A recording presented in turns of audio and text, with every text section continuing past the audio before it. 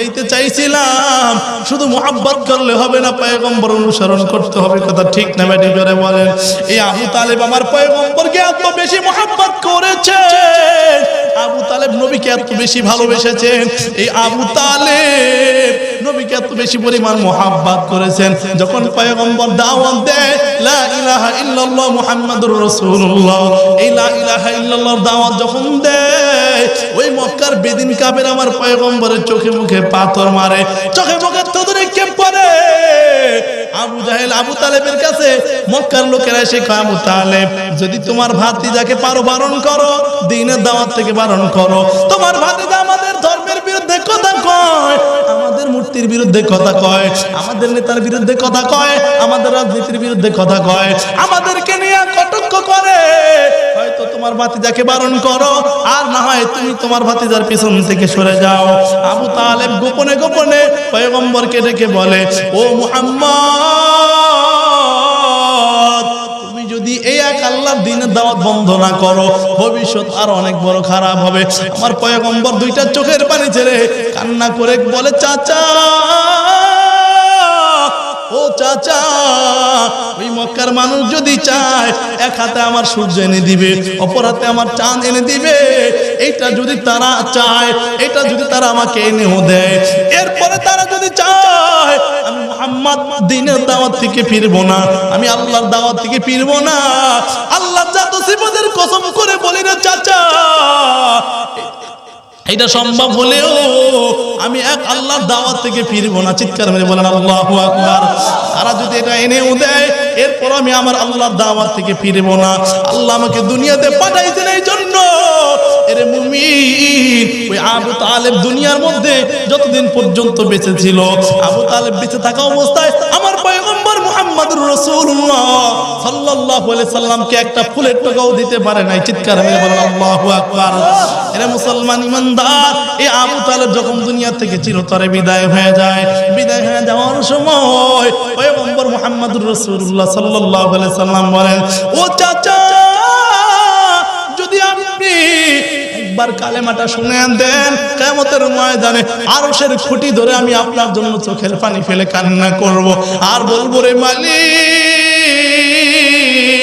আমার চাচাকে তুমি মাফ করে দাও, যদি শুধু একবার শুনে দেন। কিন্তু আবু তালেব শেষ পর্যন্ত কি বলল জানেননি? ও ভাতিজা মুহাম্মদ, আমি তোমাকে ভালোবাসি আমার জীবনের থেকেও বেশি, আমার সন্তানের থেকেও বেশি, আমার সমস্ত কিছু থেকে আমি তোমাকে বেশি ভালোবাসি, কিন্তু আমার বাপ দাদা ধর্ম থেকে না। আমি আমার বাপ দাদা ধর্মের গায়ে কলঙ্ক লাগাইতে পারবো না। এই কথা যখন আবু তালেব বলেছে, আল্লাহ পাক রব্বুল আলামিন পয়গম্বরকে জানায় দেয়, ও পয়গম্বর, আপনি কি হেদায়েতের মালিক নি? আপনি কি হেদায়েত দিতে পারবেন নি? আল্লাহর পয়গম্বর বলেন, না, আমি হেদায়েত দিতে পারবো না। ওরে মুহাম্মদুর রাসূলুল্লাহ সাল্লাল্লাহু আলাইহি সাল্লাম আর আবু তালেবকে দাওয়াত দেয় নাই। আবু তালেব দুনিয়া থেকে বেঈমান হয়ে পরপারে পারে যাওয়ায়। চিৎকার করে বলেন নাউযুবিল্লাহ। এরে মুসলমান, আমি দীর্ঘ লম্বা আলোচনা দ্বারা বুঝাইতে চাই, আবু তালেব আমার পয়গম্বরকে অনেক বেশি মুহাব্বত করেছেন, অনেক বেশি ভালোবেসেছেন। আজকে যারা ভালোবাসার ছোঁয়ায় দোহাই দিয়া, আজকে যারা পয়গম্বরের ভালোবাসার দোহাই দিয়ে যারা নামাজ পড়ো না, যারা পর্দা করো না, যারা যাকাত দাও না, যারা হালাল খাও না, যারা পয়গম্বরের সুন্নাত মানো না, আল্লাহর জাত সিফাতের কসম করে বলি, তুমি পয়গম্বরের উম্মত না, তুমি পয়গম্বরের আশিকে রাসূল হতে পারো নাই, বরং তুমি আশিকে রাসূল নামক বাটপার। কথা ঠিক না বেঠিক ধরে বলে? এ বান্দা, এতক্ষণ দ্বারা লম্বা আলোচনা দ্বারা বুঝাইতে চাইলাম, আমার পয়গম্বরের অনুসরণ না করলে, নবীর ইত্তেবা না করলে জান্নাতে যাওয়া যাবে? কথা কয় না? জান্নাতে যাওয়া যাবে। একটু জিকির করি, লা ইলাহা ইল্লাল্লাহ, লা ইলাহা ইল্লাল্লাহ। জিকির করছেন নবী ওলি,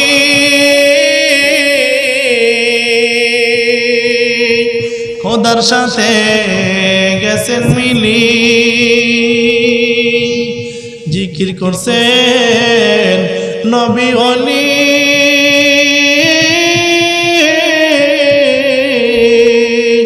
খোদার সাথে গেছেন মিলি। দিয়েছিলেন আল্লাহু আকবার। দিয়েছিলেন পর্দা খুলি মাবুদ রব্বানা, হামেশা জিকির করো মুমিন গাফেল থাইকো না, হামেশা জিকির করো মুমিন গাফেল থাইকো না। লা ইলাহা ইল্লাল্লাহ জোরে লা ইলাহা ইল্লাল্লাহ। জিকির করছেন মুসা নবী,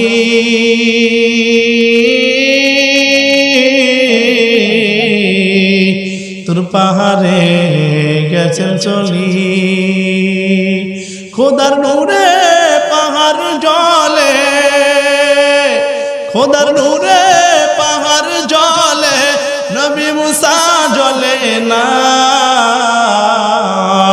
হামেশা জিকির করো মুমিন গাফেল থাইকো না, হামেশা জিকির করো মুমিন গাফেল থাইকো না। লা ইলাহা ইল্লাল্লাহ, লা ইলাহা ইল্লাল্লাহ, লা ইলাহা ইল্লাল্লাহ, লা ইলাহা ইল্লাল্লাহ জোরে লা ইলাহা ইল্লাল্লাহ, লা ইলাহা ইল্লাল্লাহ মুহাম্মাদুর রাসূলুল্লাহ। জিকির করবো কার? আল্লাহ। জোরে বলেন কার? আর জোরে বলেন কার? ওরে মুসলমান, আল্লাহর জিকির করলে খুশি হয় কে? জোরে বলেন।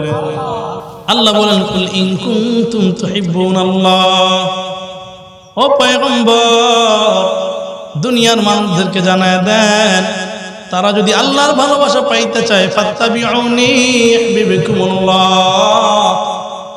ইতাআত করতে হবে আমার পয়গম্বর মুহাম্মদুর রাসূলুল্লাহ সাল্লাল্লাহু আলাইহি সাল্লামের।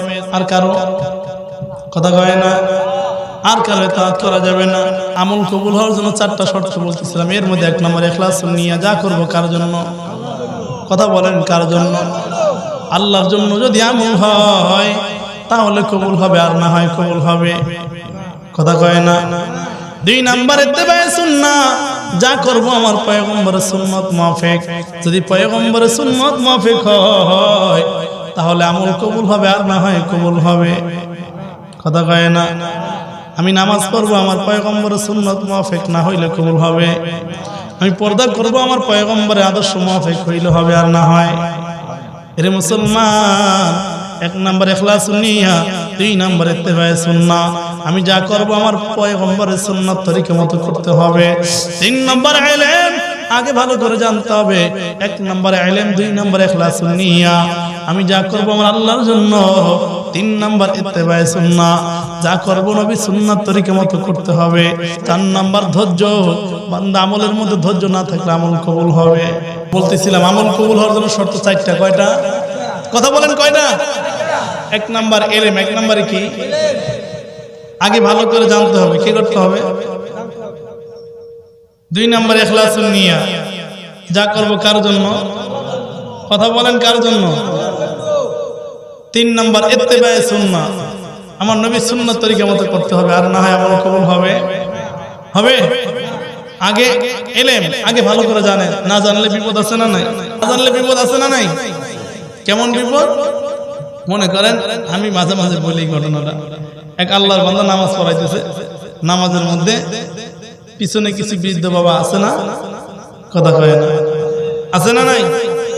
এখন বৃদ্ধ বাবা কি করলো জানেননি? সবার পকেটে তো কম বেশি মোবাইল আছে, আছে না নাই? এর মধ্যে তার ফোন আইছে, মোবাইলটা ফট করে পকেট থেকে বাইর করে আসসালামু আলাইকুম ওয়া রাহমাতুল্লাহ, আমি নামাজ আছি, পরে ফোন দিব। নামাজ আছে নি? কথা কয় না? নামাজ আছে না? শেষ।